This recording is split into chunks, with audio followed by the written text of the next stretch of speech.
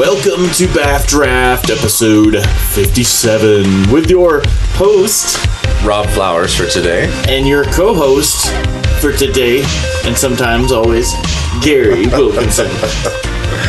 I'm noticing the camera's all like not adjusted, but it doesn't matter. I'll zoom it in. Okay. Yeah, it's a little off to the side. Yeah. Okay. So obviously, we're missing one person. He is taking a little break. Yeah. Getting to do his time off and stuff, which is well deserved. Yeah. So he'll be joining us on the next one. Yeah. So don't miss him too much. I know. You just look at us, but it's all right. All right. So I guess it's so dull without. Yeah, it's definitely different. The room doesn't feel as full.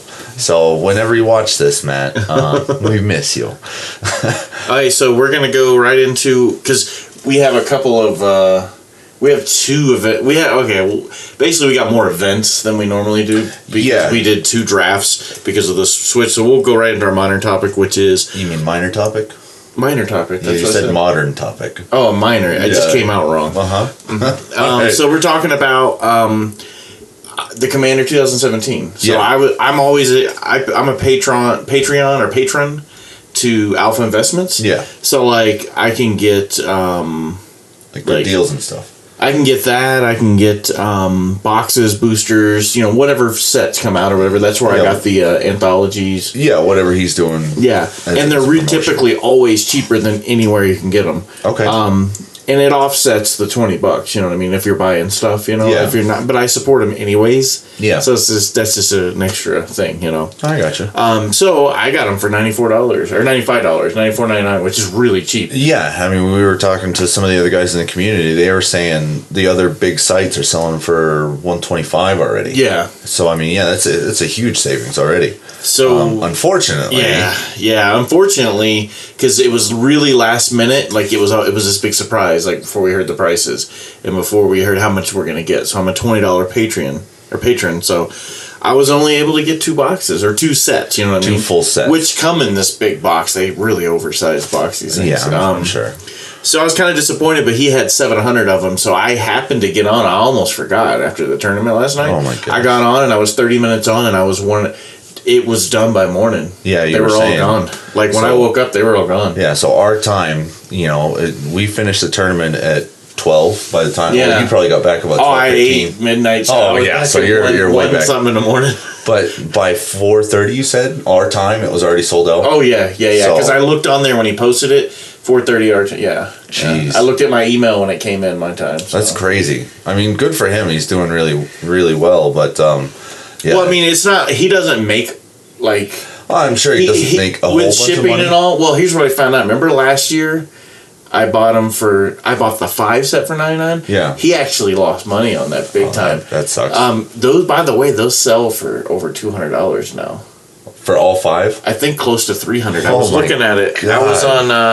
Let me get on here on Amazon. I am positive they sell for almost $300 now. That's nuts. Isn't that crazy? The 2016 ones. I wish I had, because we had bought 3 You sets. bought a bunch of them. Oh, I got more last year. That was the thing. I had more option, but apparently they're not printing a whole lot of it. Like you can't get it. It's hard. Oh, so then these ones are going to be worth even more money. But he said I was watching his film today. Let's see, 2016. His film. His film. Yeah, I'm trying to type and think at the same time. So yeah, I'll fill the space. You click away. But yeah, so basically Gary had drummed up a bunch of interest in these, and everybody was like, "Yeah, I'd like to get some. Yeah, I'd like to get some." And then, we were all waiting for the price. Wow, that is $300 for a full set. Oh my gosh! If I just hung on to those, it's 200% profit on that. You didn't know. I don't think it might be 200% profit. Well, I bought them for $99. Yeah, would that be 300% profit? Or 200%? I think so. Yeah, because it's 3 times the actual value. All right. So anyway, we weren't able. Well, Gary wasn't able to get as many as he had hoped. Here they are for $124. Jeez. Some at $119, but I mean that's the cheapest. So you were slotted to get one, but you gave up yours for one of the guys who was really all into. He was one of the first ones saying, yeah. Because I mainly play just out here. When I go home, there's nobody to really play, and 2 small children that like sports and other things. So I don't get a chance to play it too much, so I didn't want to take up the spot and buy them, and then not really use them to their full potential. Like now, I don't even know if I'm going to open all mine now because the way they're looking. Because I bought Matt's off of them. Yeah, the remaining ones he had for pretty cheap. Yeah, he almost made his money back from when he bought them those originally from Rudy. Yeah. For me, and he only sold you 2 decks. Wasn't three. Oh, is it 3? But they were good. But they're worth more than what I paid for them. So I'm just gonna sit on those, and then when somebody, I want that, or I can just go on. One of them, the box is torn, so I'm not really gonna get a lot out of it unless I found somebody who I knew was gonna open it. Yeah, but it's got a little damage on the box. The other 2 are fine condition. Yeah, so yeah, that was a big thing. It was kind of a disappointment. I haven't heard from the others yet. Yeah. Really excited to see what's in there because has the deck list come out yet? I know there's a dragon one and the cat one. That's all I know. They said on the 7th there's possibility when they're going to start going in because it doesn't ship till the 25th. Yeah. So they're probably going to start doing the spoilers about the 7th is what they estimate. Dang. So. Okay. Well, it might be worth getting. I like 1 or 2 of them, but now these ones went back to the 2 color, right? Or no? Are they?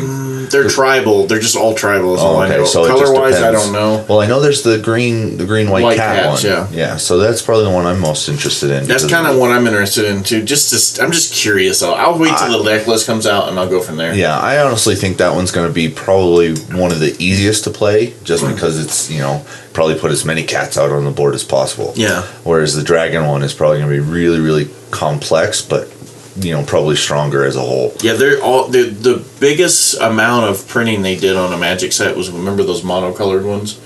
Yeah, they printed those so much that they just never rose in price, and they recently have now. Oh, so like commander sets, boxed seal commander sets seem to have the highest just jack up in price. After you hang on to. That was a year, and they've gone up that much. That's crazy. They were other people were getting them for $150. Yeah, 125 to 150 for all 5 of them. Yeah, but still though, geez, if I had just hung on to.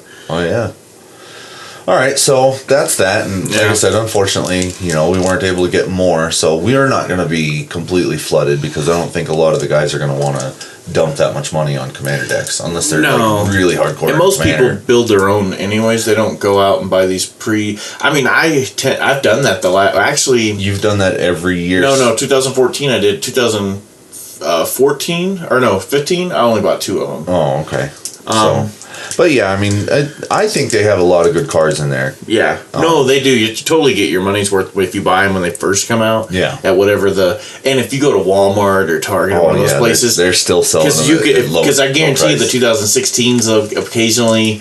I don't think they're getting them in anymore. I think whatever was. I don't know, man. Unless they got them in some warehouse. A friend of mine bought one of those random janky decks from Walmart, and it had a commander deck in it. No. Right on the top card was a $50 card. Yeah, and he didn't know it, and he spent like $10 on it. He was like, "Oh, I'll just play this because I want to get back into Magic." And then he went home and checked the price. He was like, "Holy crap! This is worth a lot of money." There's those 1 cubes that they have where I guess they have commander deck, and it must not be in the box. It must be taken out but still sealed. Yeah. And they would weigh these things, and they would put them on this. People would bring scales to Walmart with them, and they have this thing. It's called a cube or something. There's some name for it, and it has random deck, random this and that. Yeah. Well, you get a commander deck has 100 more cards than the 60 card pre, so there's a difference in weight. So they'll weigh it on these really accurate scales, and people are getting these boxes and possibly getting these $100 decks and stuff. So check your local Walmart. Yeah, you might get something good out of that. There's always some people doing some kind of scam with collectible cards there. Well, of course.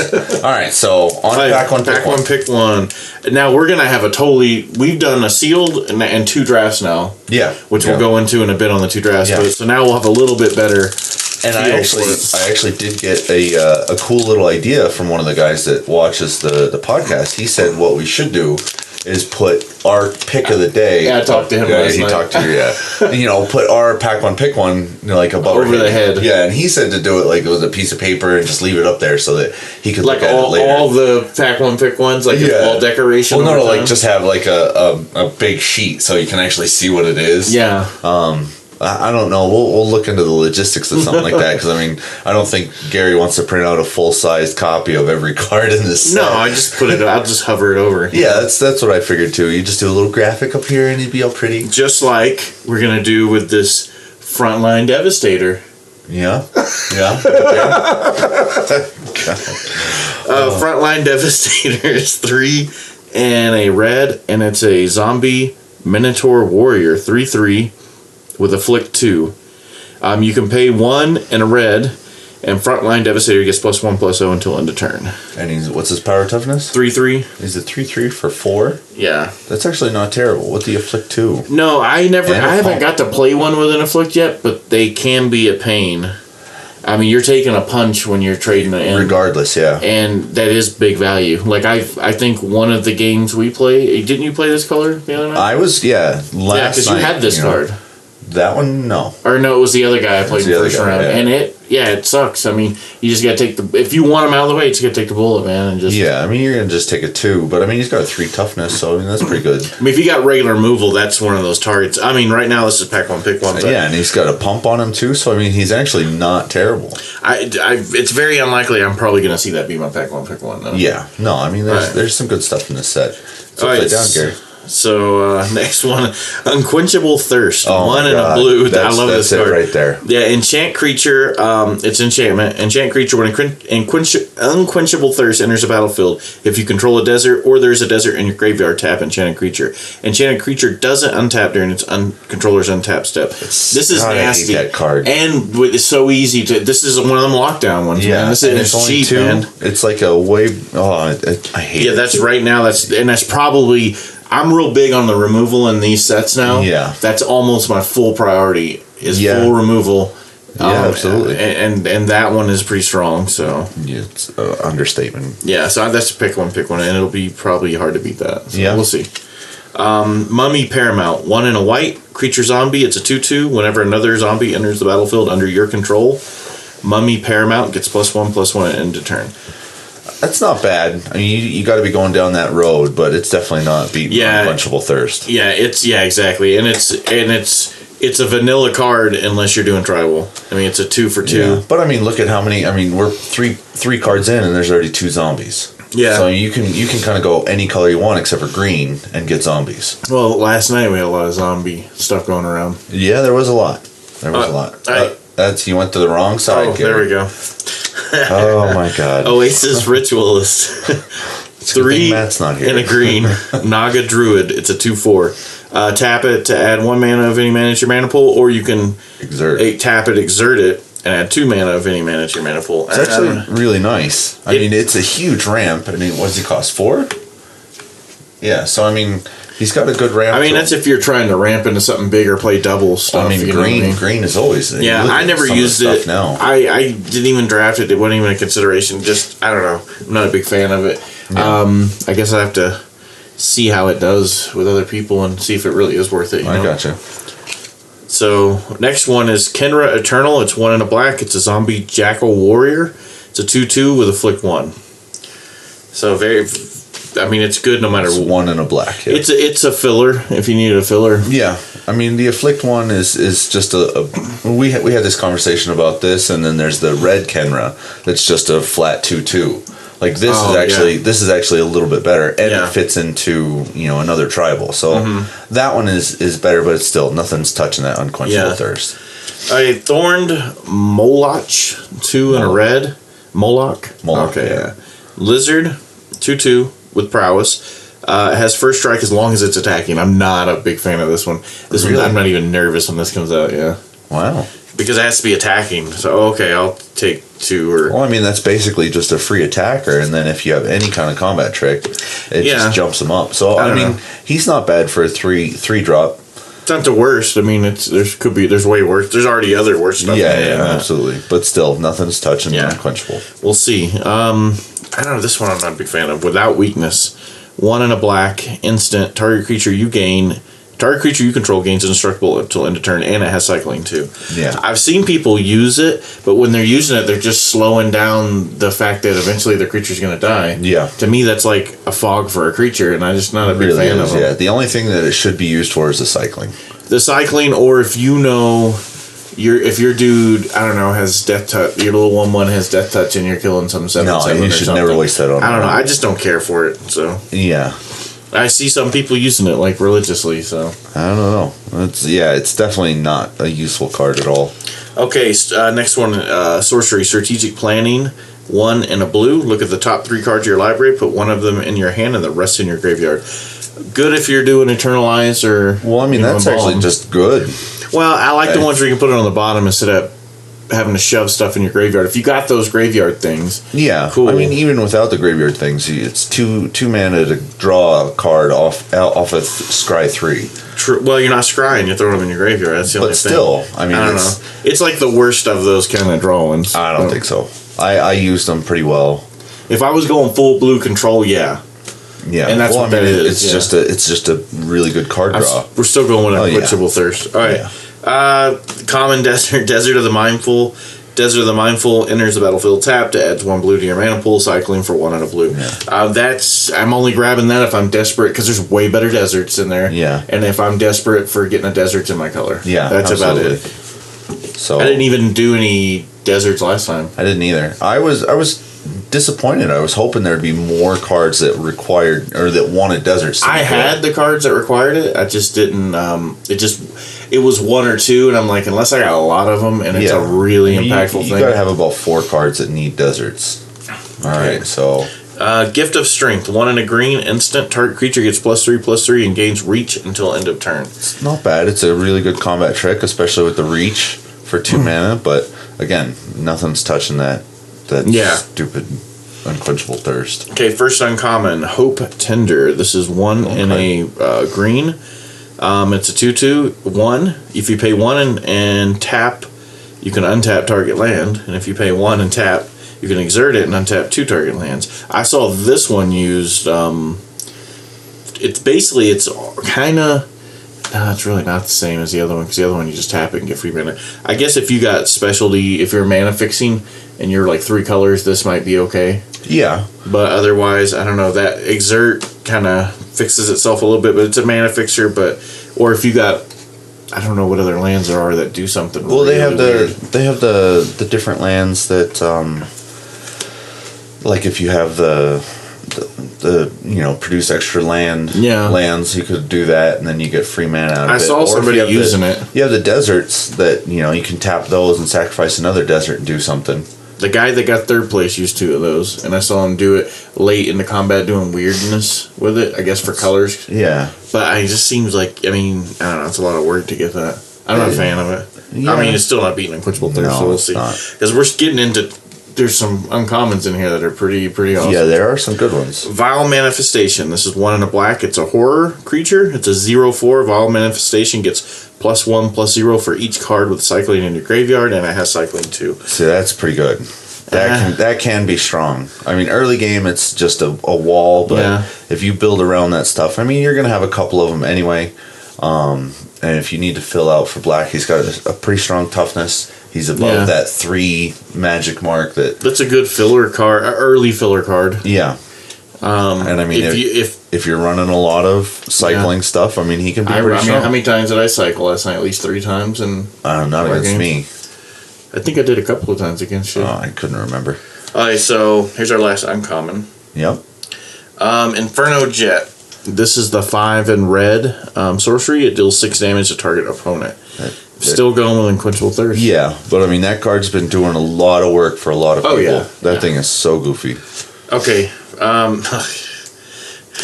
What is that? That's a stupid card. What's his name was playing last night? Imminent Doom. Okay. So this is a weird one. So Imminent Doom is an enchantment.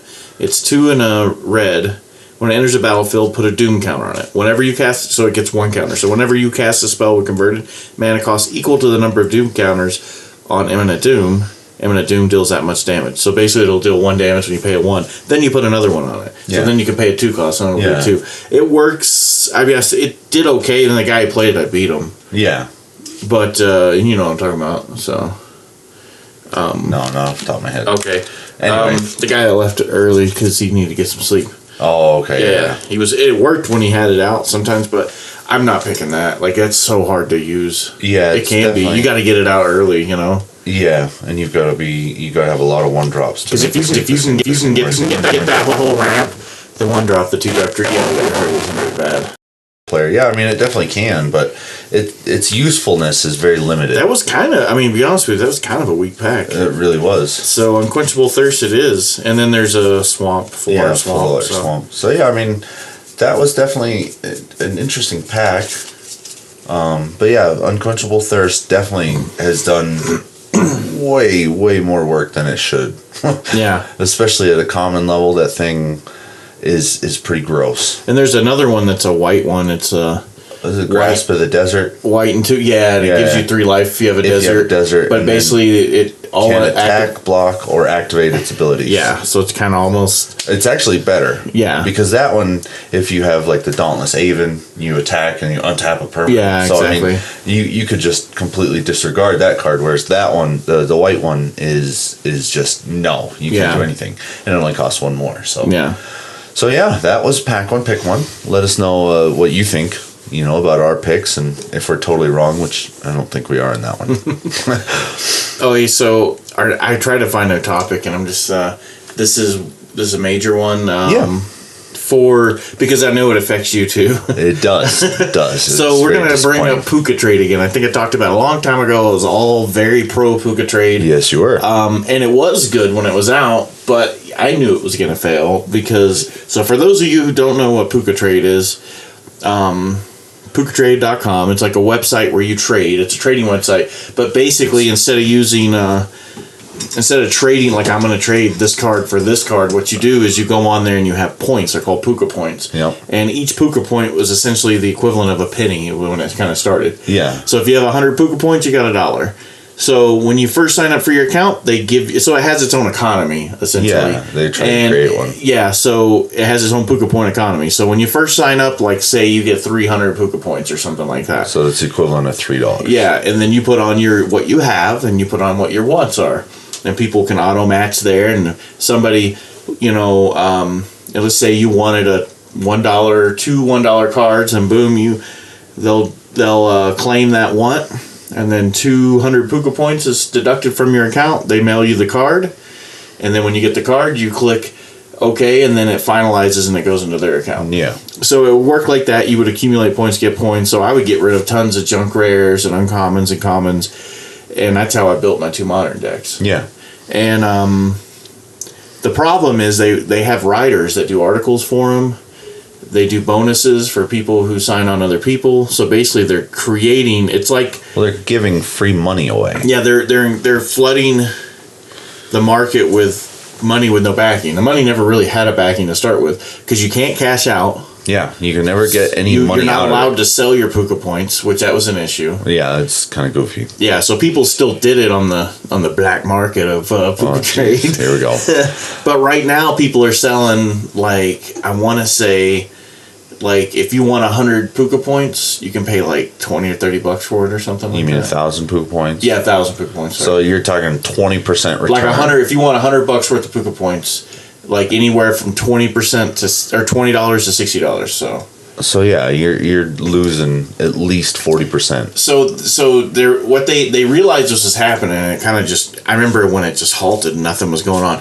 People had once, and you can send out once, but nobody was sending anything expensive. Yeah. Because I used to be able to, I got dual lands on there. Yeah. We know Lunchbox got a ton of dual lands doing that too. Yeah, he did. And it was going great for a while. I was a broker for everybody, Puca trading for everybody. Yep. Get my little cut. It was just such a great thing, and it all just kind of collapsed. And now what they're doing is, and by the way, since then, Joe turned me on to Cardsphere, which I believe is like Cardsphere.com. Yeah. And what it is it's very similar to Puca Trade, except for its actual money value. Yeah. It's money. You have money in there, and you can cash it. They charge a 1% fee when you send and 1% fee when you receive. Yeah. And you can say, well, let's say I want 5 lotus blooms or whatever. Yeah. And I'm willing to pay 30% less for them, and I'll take them in any condition here. Yeah. And you get them in, and people claim, and you can send stuff. When you put send, I want a fetid pools. Fetid pools. I got to turn that off. Yeah. Fetid pools at you know, I'll pay 50% of the price for it or whatever. So they're creating the market. And like, if you want stuff aggressively, then you'll pay more for it. If you want less. So it's just really better. Everybody controls the economy. It builds itself. It's like a peer-to-peer sharing network, only you're trading cards. Yeah. So, I mean, you guys set your own economy rather than what the market is kind of setting. And you can cash out, I think, once you have a certain amount, I think over $25 or maybe over 100, I can't remember. Okay. You cash out and they take their 5% cut. Okay. So it's really good, which you know, it causes people to stay within that, you know, within that, you know, trading group. So I love it so far. So I go on there once a month. I'll throw like $50 or $75 on there. Yeah. And people send me my stuff. So I'm building building a lot of stuff. Yeah, actually. I got a Rashad port from that. I bought a Rashad port. I got another Rashad port coming from, by the way, from Puca Trade. So going back to Puca Trade. Puca Trade was trying to sink all these points and get rid of them. Yeah. That were overflooded points that. Well, yeah, didn't have cards backing them up. How many points did you have at the height? Because I know you have quite a bit more than I. I've had close to $1,000 worth of points at one time in there. I was #1 trader in the world several times for like the week or whatever, and then when that stopped, I just boom. You know, I was hardcore. I've done over. Oh, I know. I remember you were sending envelopes like daily. Yeah, I close to $4,000 worth of stuff sent and received, you know, not just sent, you know. Yeah. And but now I had like $450 worth. When I say $450 worth, I mean 40,500 points or however that is. Yeah. So I started.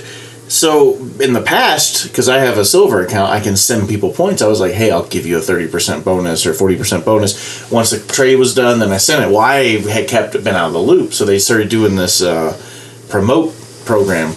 So you always see that P with the little flowers around it, or not flowers, but the little, you know, scroll work or wreath. Yeah. And what that meant is somebody went in there to promote, like you can go in and say, well, I'm willing to pay 60% more for this card or whatever. Yeah. For this, you know, Rashad Port's like $100 or whatever. I went on there and started doing a bunch of them. Well, not only are you promoting it and paying more for it, you got to pay a fee to do it too. Yeah. So that fee, the fee itself, whether anybody ever takes the bait on that or not, sinks points right away. And then the selling, you know, the extra points you paid for it sinks it as well. Yeah. And so, but it's not, I mean, maybe it'll stabilize. I still have like, by the way, I have like $50 worth of points in there now. You've actually gotten rid of your stuff. Because I went on and I put on, I don't know, I was building a Sliver Commander deck, so I was like, you know what, screw it. Yeah. I'm just going to get 4 of every Sliver ever made. Well, and I just put all 75 of them, I just put 4 on there. So I started getting these little 20 and 30 cent Slivers, like, that'll work. Yeah. And Land of War Elves revised. Yeah. Whereas I have $140 worth of Puca points since I've been back, 4 months? Haven't had a single drop. Well, I did promote a Rashad port for 150% more. Yeah. So I paid like $247 worth for it. But it's better than me never getting anything out of it. Yeah, you dumped the points, so that is a plus. So yeah, basically, we're kind of going on about the whole what happened with Puca Trade and where it went wrong. And I mean, you even expressed your concerns when it first started. You were like, there's nothing backing this up. It's just these points. Yeah. And so, you know, somebody saw that and they saw what happened with Puca Trade and they started that Cardsphere thing. So, I did the beta testing for the Cardsphere because Joe, I somehow got a hold of those guys and I got invited to do the testing for it. Oh, that's awesome. And you do a write-up and I sent it in and stuff. And then when they turned it on, it was weird because I have 2 accounts with them. I have a beta testing one. I have a beta testing one. So I started with them, and I just liked it. It took me a while to get used to it because I was that guy not putting negative 20% on what I'll pay, for something. So I'm like, oh, I'm getting these quick, because I'm the only guy willing to pay full price for them. Yeah, exactly. But here's the thing: if I throw $75 in there, right? And let's say I wanted, I'm trying to think of fatal pushes for $9, and I'm willing to pay $9 for a fatal push. And somebody ships it to me without paying shipping, it's just like me going on TCG. Yeah. So it's the same thing, but I can, if I'm very careful and very observant of what's going on, I can actually get it for cheaper. Yeah. So I mean, you're just playing the market as well. Yeah. And I sent a lot of stuff out. I sent out $200 worth of stuff just to see how it went. Went smooth. The way they do their like if you have an issue with something. Yeah. Like one guy sent me a what was it? I think you were talking about that one. It's a $30 card or whatever it was that I got in. Yeah, but it was supposed to be near mint, and it was. Yeah, because I put on there near mint. I'm very particular about my grading. Well, this guy, it was way like slightly played to moderately played, and he's just like, oh, well, let me see pictures, and I'm like, okay, so this guy can already tell no matter what I do. And when in the end it was only $1 difference, so I just didn't want to fight it and have to mail the card back and all that. And unfortunately, there's a bunch of jerks that do that. And if it gets too crazy now, I put it in my disclaimer. Hey, I've had issues with people not grading properly. Read the grading guidelines. It's very easy to grade your cards. You know? Yeah. If it's got frayed white around the edge, it's not near mint. Okay? Yeah, no, absolutely. All right, so that's basically what happened with that, and I guess we won't beat that to death because no, but yeah, I'm still using Puca Trade till I completely cash out. Yeah, I'm trying. And anybody wants to, skew and SKIW. I'll still have an account. Cardsphere, very hooked to. So that's kind of how I go now. I don't play enough back home to make it worthwhile, so I'm not gonna sink real cash. So far Amazon gets my $1 or $2 for cards that I get. Oh, I'm definitely sinking it in there. So I can go home and not play either. But I'm doing it so I'll make myself play. If I have enough money in cards, I gotta justify playing them. Absolutely. Yeah, that's one way to do it. Because I never played the last 3 years I played one time. Well, I mean, it's also different when you go home on leave. You're gone for 6 to 8 months at a time, and it's like, I'm home for 3 weeks. Screw you, family. I'm going to go play Magic. Well, even though I've been playing Magic for the last 6 months. Yeah, no, that's true. No, I had the option, and I would forget. We're just hanging out, and then it'll be Friday, Friday at Magic, and then I'm like, do I want to? No, I don't want to go, man. And I got a cold beer here, bottle of wine, and I can just play but my kids would go with me. That's the thing.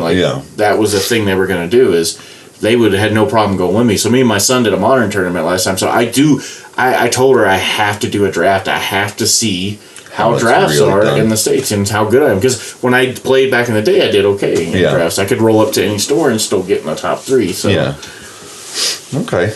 All right, so on to the next thing. I guess we'll go this week in recap. Okay, we're speeding through this. We are. Let's go because we don't have another set of input, and our normal guy who does all of the itinerary is enjoying. Yeah, I had a busy day today. I barely was able to get this. Yeah, no, I mean it's better. I didn't even do anything. So. So. Well, we have a visitor. What is this? Hey, you have 3 letters. Yeah. Okay. All right. Smooches. So, yeah. Oh, he just couldn't wait to do that. Oh, is that who I thought it was? No. The one who had to leave early last night? No. Okay, so.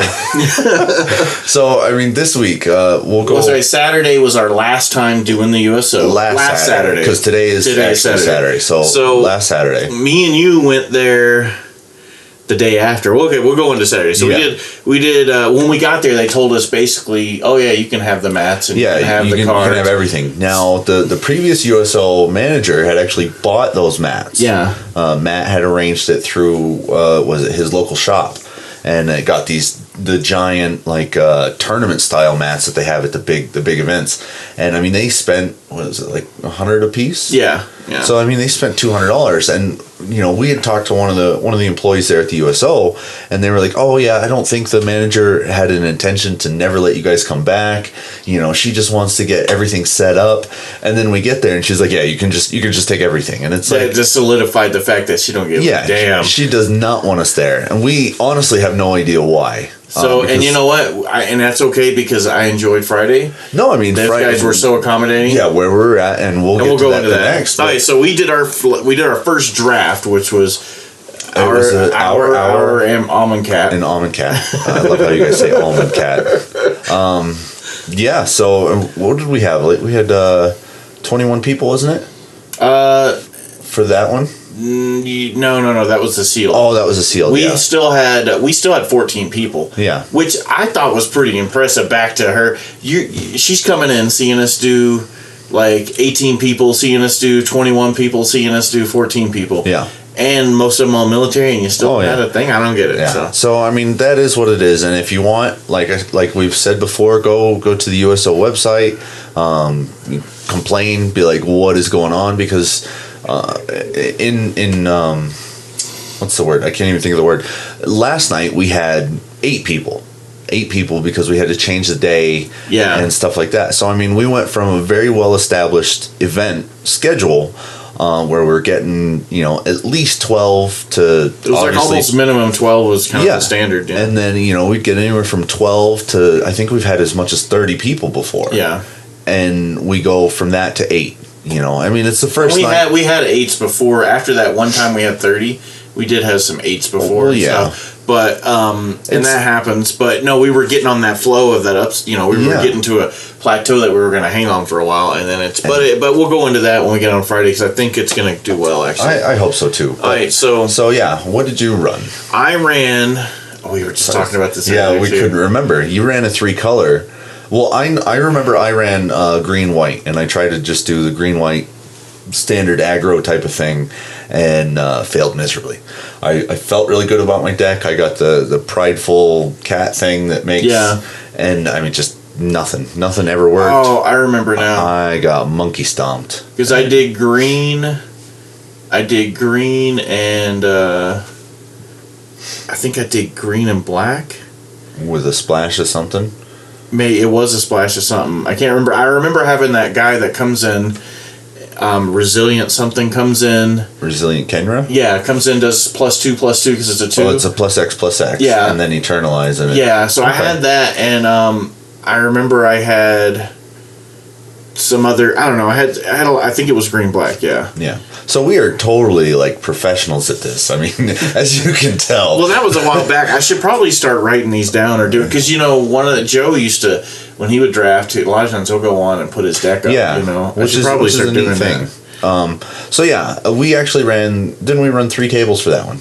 That was 2 tables. 2 tables? Okay, yeah. So I did very poorly, as well as... Yeah, we did an 8 and a 6. Yeah, that's what it was. So we didn't have 2 buys. Remember, I used to do that. We'd have it, and I'd be too lazy to start all over again. I'm like, 7 and 7. Yep. Well, why don't you do 8 and 6? No. And Matt would be so mad at you. He'd just be like, God, Gary. So yeah, we did it 8 and a 6. Walk into a 10-6 pod. Yeah. Oh man. So yeah, I can't remember. RC won on the other table. Matt was saying, yeah, because I remember he pulled some really good stuff. He pulled a foil Scarab God or something. That's right. So yeah, he was really happy about that, and he actually had a really, really good deck. I mean, Matt was complimenting on that because he was on his table, and then oh, dang. Yeah, I'll edit him. I was trying to catch you in there. We had the guy on our table.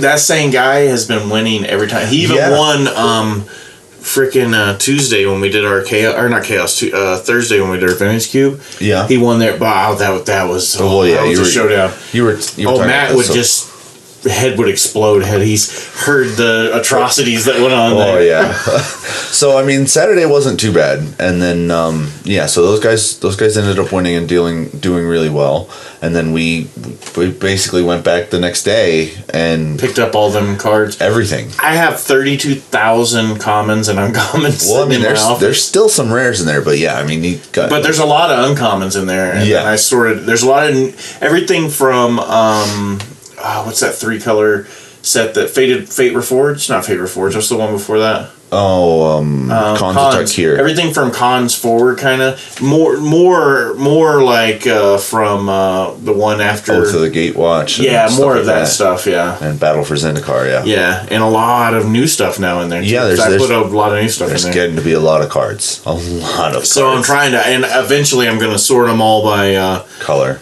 By color, and then I think standard. I don't know. I'm just going to do them by color. Just do them by color, and maybe rarity. Just do uncommons. No, that's even more. No, just do them by that, and then I can just do A's, B's, C's, D's, and not really put them in order, but just put A's. I think I'll do it like that. It'll be easy. There's a white card starts with C something. No, you're crazy. I would just go by rarity. I got that because I mean that's easy. This block here is white uncommons, and the rest of this is white commons. And then that way, if anybody wants to go through, they know this is where the more powerful stuff is. So I let some of the new people know, and some other people that are on this side, because I'm just like, man, if you've got a time, 2 or 3 hours, and I'm at work doing something, you can sit down in my shop and just sit there and work on it. Yeah. Sit there and look through them. And just Did you ever find that card you were looking for? Yeah. Okay. So I'm super excited. I've been trying. I went through looking for giant growths for my new modern deck. By the time Matt sees this, I'll have it. Oh my god!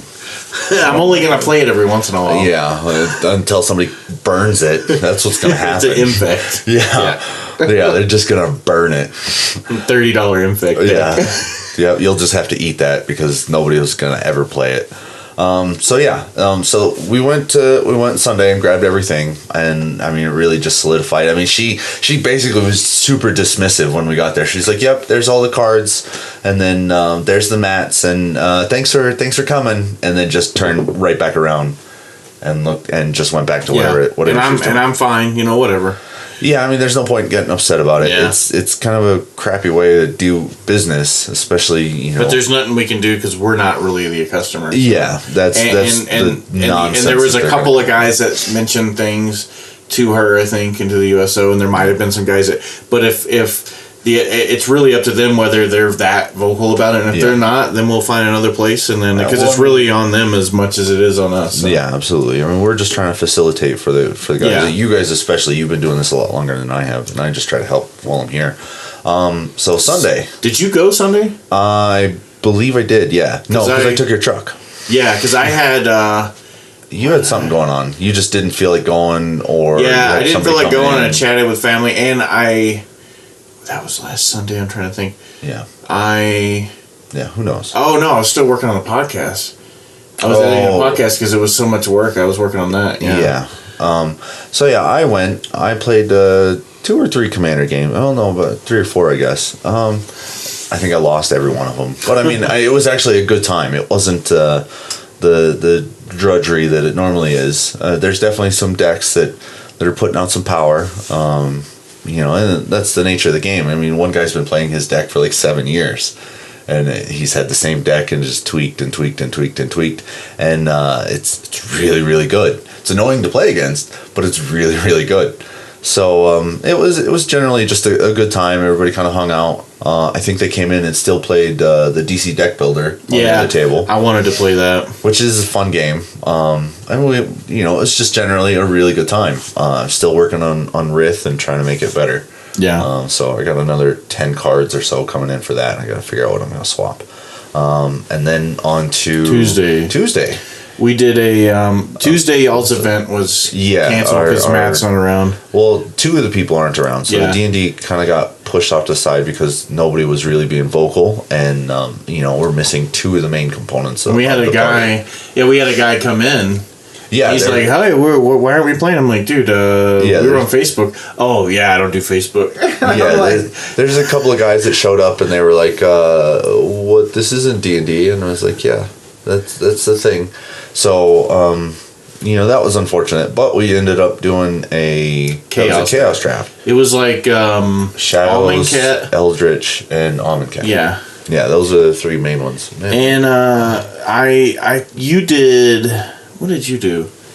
Did we play it all? I don't know if we did. Because I know I drafted. All I did mainly was draft blue cards that say return to your hand. That's right, tap, return to your hand, tap, return to your hand, tap, return to your hand, cancel. Yeah. That's all I did, and I had 5 creatures. Yeah. And I did pretty good.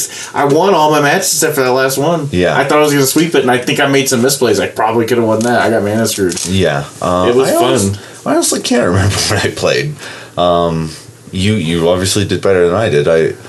I don't know what the whole system crashed. Yeah, that's right. Yeah, the laptop just said... And people started ditching out. Yeah. Like, I'm leaving too. And then 2 of them still hung out. No, the one guy just stayed there. He just stood there and watched us play, and it's like, wait a minute, we started really late. I think from now on, when we have those, like, starting after 9 things, I'm just not even going to bother.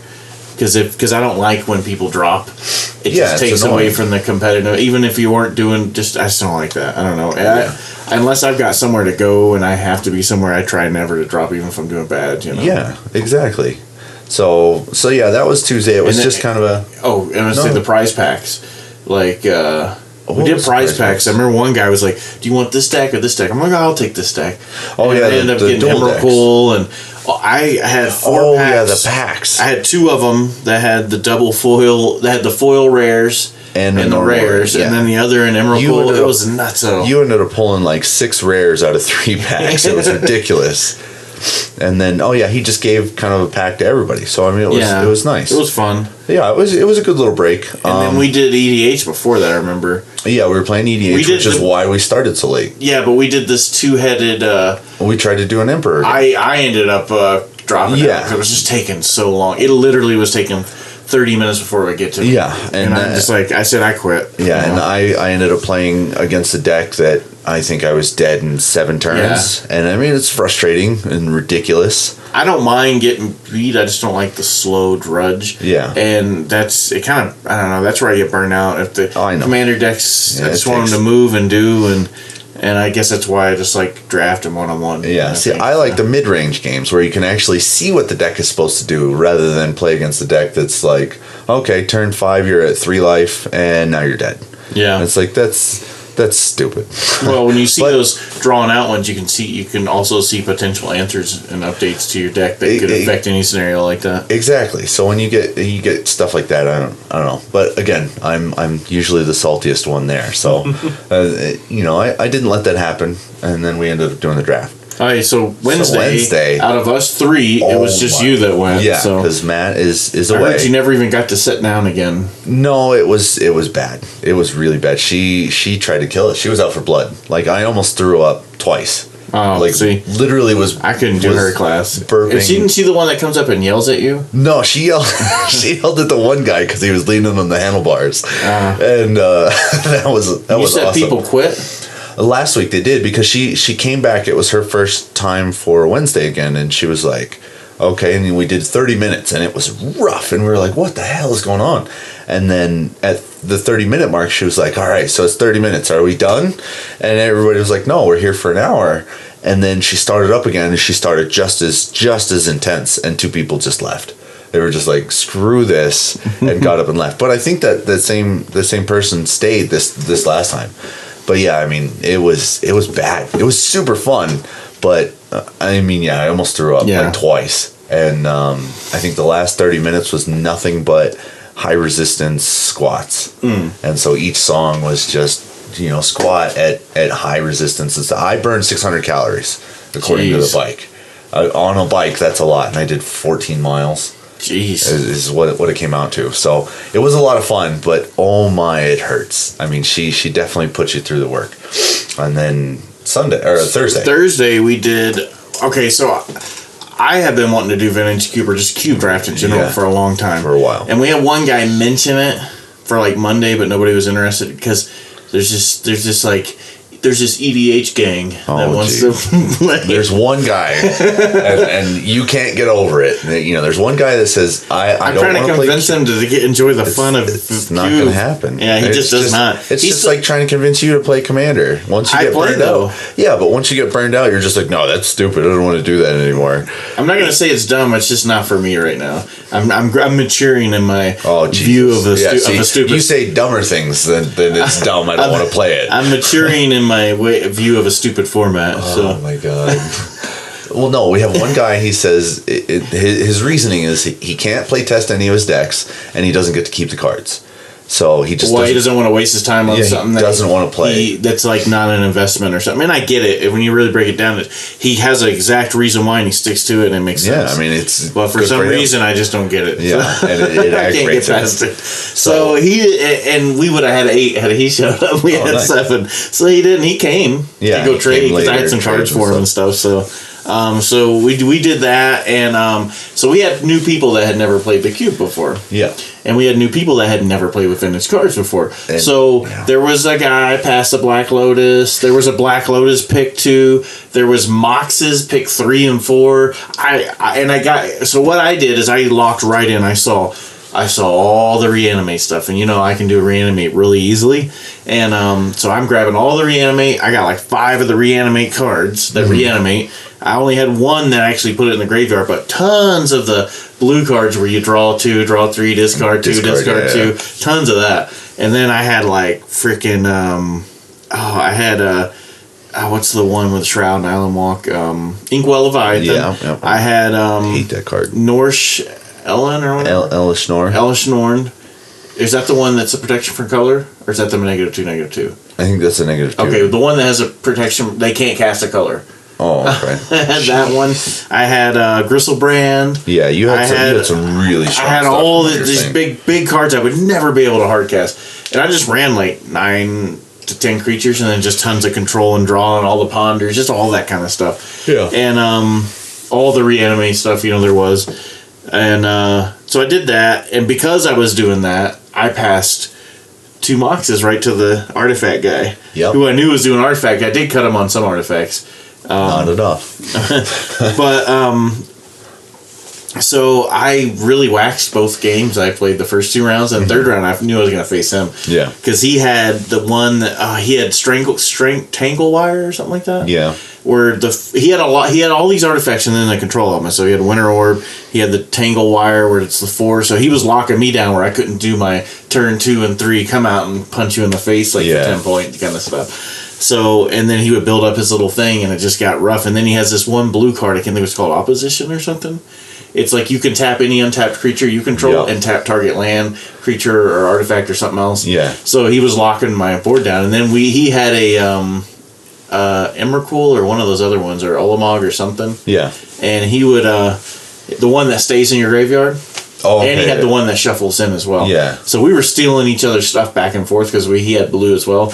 So he would like take control of this, and I'd take control of that, and then he'd take control of that, and there was, it was ridiculous. Like I stole his Emrakul, then he duplicated the Emrakul and sucked it under to make it 11/11 or whatever it is. Yeah. Then I stole his duplicate or something. Yeah. And then. Yeah, you were telling me there was a huge stack of enchantments and stuff going on. Yeah, at one point I had more permanents that belonged to him on the board than I had of my own. And he got it 2-1, and I just couldn't outdo him, man. I was just so close. We were down to like single digits, real low. Like I think I was at 5 and he was at 3, and I just couldn't pull it off, man. Jeez, and it was fun. So that sounds like a lot of fun. I went to sleep. I think I fell asleep at like 7:15. Yeah, you didn't show up. Yeah, so. No, I was dead. I've been running. I didn't think I was gonna go, and I just kind of got a bug in me, and I said, "Let me go." Yeah, and then you guys ended up playing the draft or the cube. So and they did some EDH on the side afterwards and stuff. They always do. So then yesterday was our first Air Force draft. Yeah, at the Air Force MWR. Air Force MWR on our side. And we had played one time, the USO had some event and they had it shut down. And we did our Modern Masters tournament there where we had 30 people or whatever that one. Yeah. Yeah, if you shove all them chairs out of the way, you can fit 30 people in there. We had to wait for bingo to be over, though, because they had bingo going on. And I'm thinking, bingo? And I go in there, and there's like 20 people, and they're playing bingo. They're hardcore, man. Well, yeah, they have good prize support. Yeah, so they were all contractors, too. There wasn't a single military person in there. Oh, yeah. They're the greedy bastards. So So we had been there before, and I used to do Tuesdays there, but no one would really ever show up. Like, we would do Tower or just play. Like, we never had enough show up on Tuesday to actually do cube drafts. And it was mainly just guys doing some Modern or trading or whatever. And stuff like that, yeah, I remember. So it was that same place that kind of used to us, and it's the same place that facilitates us on the other side of base. Which they are fantastic. Yes. So I checked in earlier that day, and they were like, yeah, then, they still knew about us and everything. And then there was another guy that was running it, plays guitar in there, so I just chilled with him, and he's a pretty good guitar player. Yeah, he's not bad. So I'm bringing my guitar in on some other off night and jamming with him, and maybe earlier every time. So I mean, it looks like it's pretty dead at night. So I mean, he probably learned in the last 4 months. So we went in there, and we actually had 8 people. So I was surprised because there was one guy said he couldn't come. Well, he ended up changing his schedule permanently. Oh, nice. I didn't know he did that. Yeah, so he was able to get it changed permanently to adjust for that. And some of the same people on that side basically still came then. Yeah. So it didn't really affect them, which was good, because that's why we do it on that side. It's mainly for those people. Yeah, absolutely. And then we had the standard people, and then Joe couldn't make it this time. And Joe, I'll get into that in a second. And then but he will from now on. He's like, Friday? What do you mean Friday? Oh, yeah. And I'm I mean, how many times have we said at the events we're changing days? But for the last and he month, saw the pin post, so I gave him a little bit of crap on there. Yeah, I mean, absolutely. That? Well, he said, I knew we weren't doing Saturday. I just didn't know it wasn't going to be on Friday. God. And I was like, I knew there was going to be one. Yep. It's a shame it's one that's been there forever. So, yeah, I mean, so we're going to end it with Matt back. We would have had 10. Oh, we would have had 9. No, if Joey came and Matt came, that would have been 10. So we might be getting to, and then there's some other people that I think, so it's very possible. That gave me hope. Yeah, no, because I know it's going to take people to get used to it. It definitely is, and it's unfortunate because I mean the big thing that Saturday works so well is a lot of these guys don't have such strict time constraints on Sunday mornings. Yeah, and or they're off. Yeah, I mean some of these guys. And it's it's nice for them. They can stay up a little bit later than they normally do. I mean they're not hardcore like you or I, but I mean even you stay you get to sleep in sometimes. Sometimes, like I didn't this morning. I was hurting this morning. I bet you were. I mean, I'm there every day. It took me twice as long to do my normal things that I do. See, that's I didn't awesome. finish up until like 1600. I didn't get my second wind, or like I felt like I was in my normal groove until the last one. Oh wow. So yeah, I mean it's gonna be good, I think, and they have slushies. I mean, yes, you can't go wrong. You cannot go wrong. and the guy was just like, we were even trying to break it down. Yeah, we were. He's like, trying to no, I got it. We were trying to put the stuff away because we normally break down the chairs and the tables and everything when we're over at the USO, just to try and help out because it's a lot of chairs and stuff. And that guy was like, no, I got it. So I mean, so me and you were. Top, you were first. Oh yeah, I got first. I ran. We hadn't had that full. That was one of the best. Yeah, no, that was evened out matchups really, ever. Really because sometimes when we do it, it's one of us. Oh yeah, kills the other, or we'll get like mana screwed. Yeah, and everything like that. No, the first game you took because I ran black red. I got my first pull was an Ahmed Eternal, and in typical me fashion, I shot down that road, and then what is that one? Is that the 1/4? That's that 5/5. Zombie crocodile thing that every time an opponent casts a spell, it gets a -1/-1 counter, and it's got a flick 3. But every time you do combat damage to a player, it removes all the counters. Which we've got to talk to Matt about that little ruling thing that I was wondering about that you afflict. So anyway.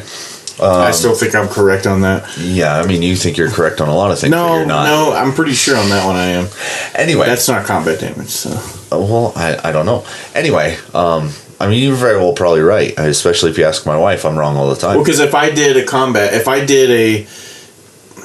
it's a triggered ability that happens during combat, but it's not combat damage. Combat damage is when is the toughness attacking. Yeah. Well, so I'm pretty sure that I don't know. You're probably right, like I said. So anyway, I ran down the black-red kind of path, and I think I was running 13 or 14 creatures, fairly aggressive. I only had 4 or 5 pieces of removal, but it seemed like it worked every time I got it. I got all the removal I needed, and yeah, I was really surprised I did as well as I did.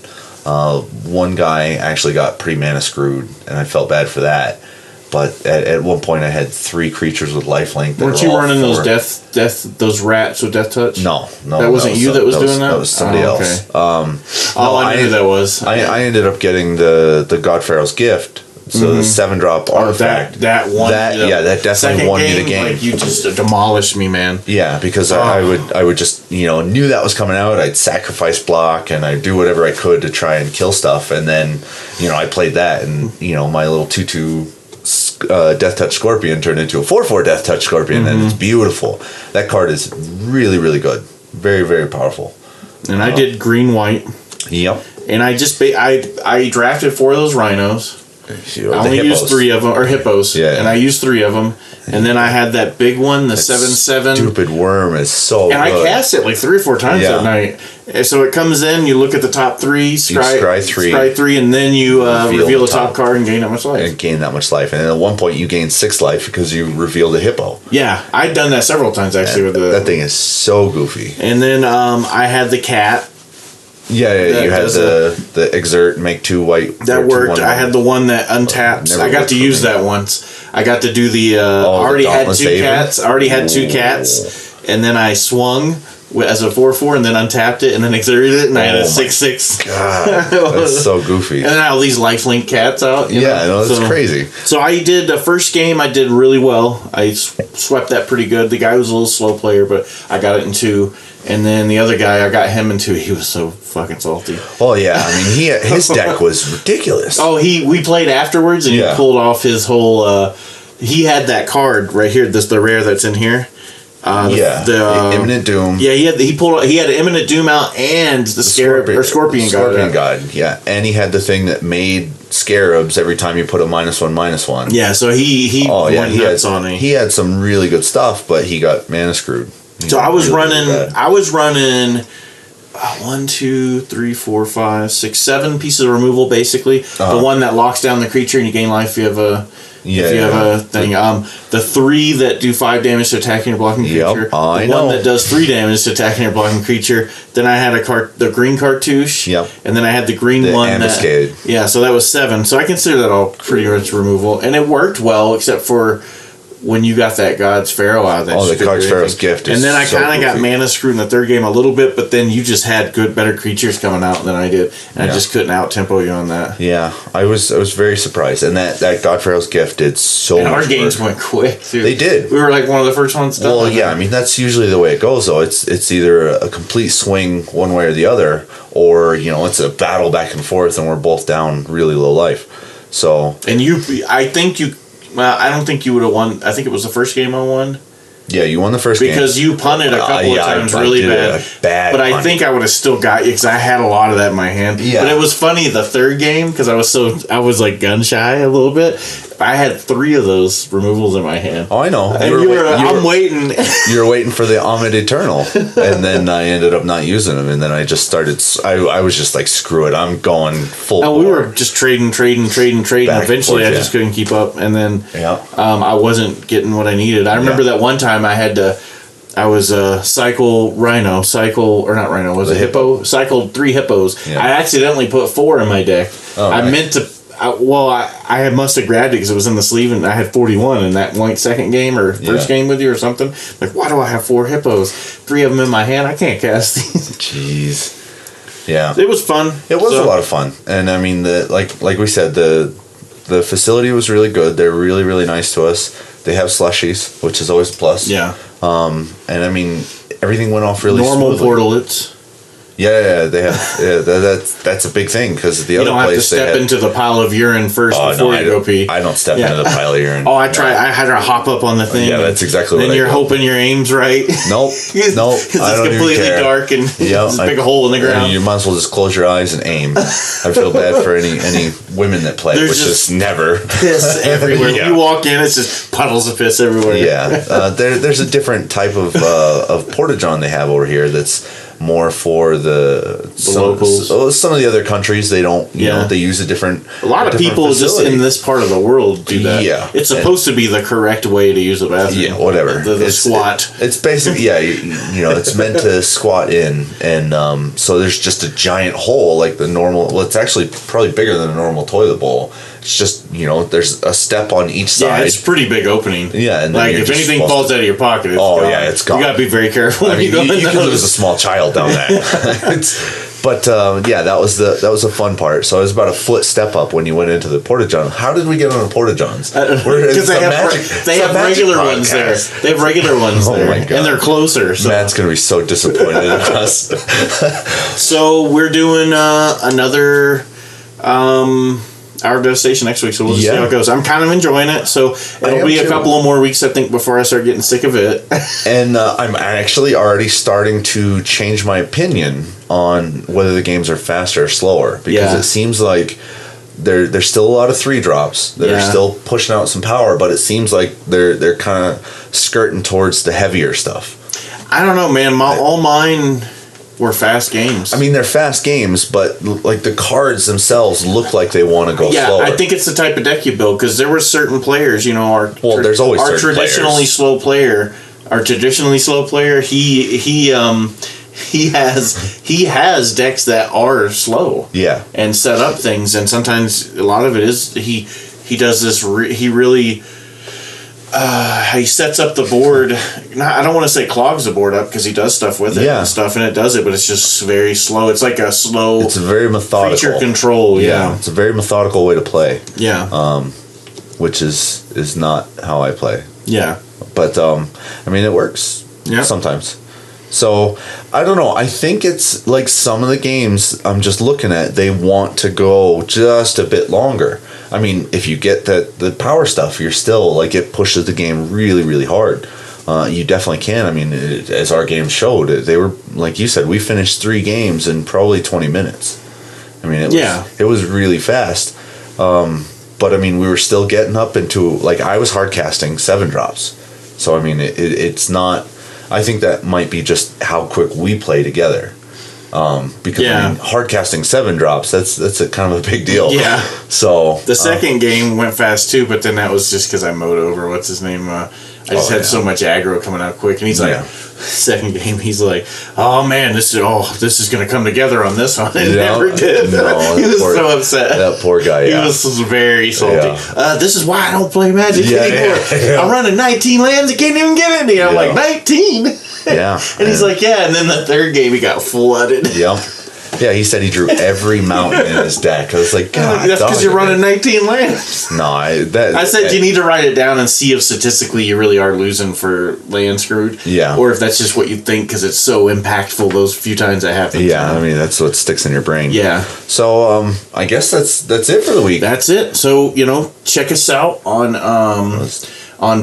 Facebook. We have facebook.com/BAFDraft. Yeah. And then you can follow us at Twitter at _BAFDraft. Yeah. And then if you go on to SoundCloud or iTunes and look up the BAFDraft, no space. Yeah. You can listen to our podcast there. And then if you're watching, you're obviously on our iTunes. Yeah. Which has You mean YouTube? YouTube, sorry. YouTube.com/symbol1235. Yeah, it doesn't have a name yet. I'm not quite sure how I do that. Okay. I think you have to get so many views or something. And, by the way, all that little stuff I bought to do the audio, none of that crap worked. No? No, so I'm just going to have to do it the old-fashioned way. It works out fine. So. That reminds me, actually, one of the guys said he posted a comment on one of our videos. So yeah, I was trying to go on the same guy we were talking about earlier about the thing over it. Yeah. Okay. All right, so that's it. Yeah, thank you guys very much. Have a good week. See you next time. We are tapping out.